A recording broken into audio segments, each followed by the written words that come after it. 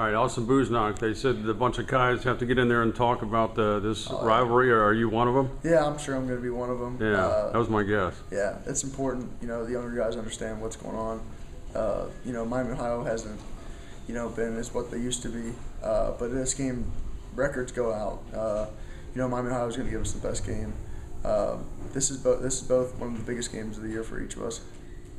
Yeah, last year you look at the game and it was, I think, 24-14 at the half, and you guys pull away. But I believe they scored first and things like that. And, this is one of those games you don't want momentum to go over to their side. Oh yeah, it's always a close game. Last year they had some guys hurt. They kind of made a difference for them. But like I said before, they're going to come out. This is their biggest game. This is our biggest game. So if we're 3-0 and they're 3-0, it's not a big deal.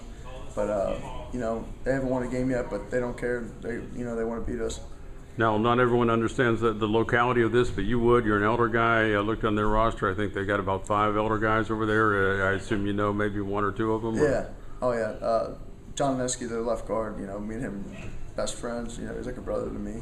Well, I think if I go back in history, I think maybe he was kicking around coming here at one point, or at least they had some interest in bringing him here. He had some interest in John, but. At the end, he wanted to go to Miami. So it's, he's like a brother to me, so we always, rag on each other about the games and stuff like that. Yeah. So kind of busy on the text and the Twitter and all that stuff. Yeah, not too bad. I'm not that big of a social media guy, but I text him a little bit. Yeah. Now, this is the last one for you. So what does that mean to you? I mean, you've been through umpteen of them, and do you get to hold the bell on the way up and on the way back? And are you the first ringer, or how's that work? Yeah, we just got to go in there and do our thing. It's going to be a great game.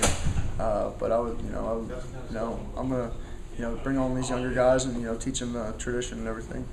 I saw J.K. Schaefer just called up to the Bengals last night. A little Twitter feed. It said ding dong, or I'm probably missing an adjective or something in there, but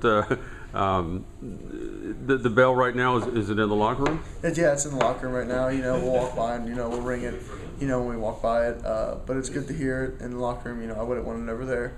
But we're gonna have to, have a good week of practice give us an opportunity to win the game. Now, you've had the opportunity. I mean, UC's won 7 straight, so you've always had the bell on your side and protected it and been able to have the short run. Because the worst thing is when you're on the other end of it and the opposing team makes the run over to get your bell. So that's something that you guys are surely looking to prevent, I would assume. Oh yeah, I actually saw it with my brother, so it was one thing that I always keep in the back of my mind when Miami ran over and took it from UC. So yeah, that was up there, wasn't it? Yeah, I think it was 2005.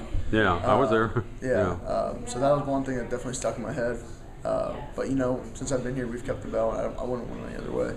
So your record's better than Diggers and bell games, then? Yeah. All right, so you got that on him too. Yeah. That and the better hair. Yeah. So good for you. All right, Austen Bujnoch, I'll let you get in there and say your piece. All right. The great orator, Austen Bujnoch.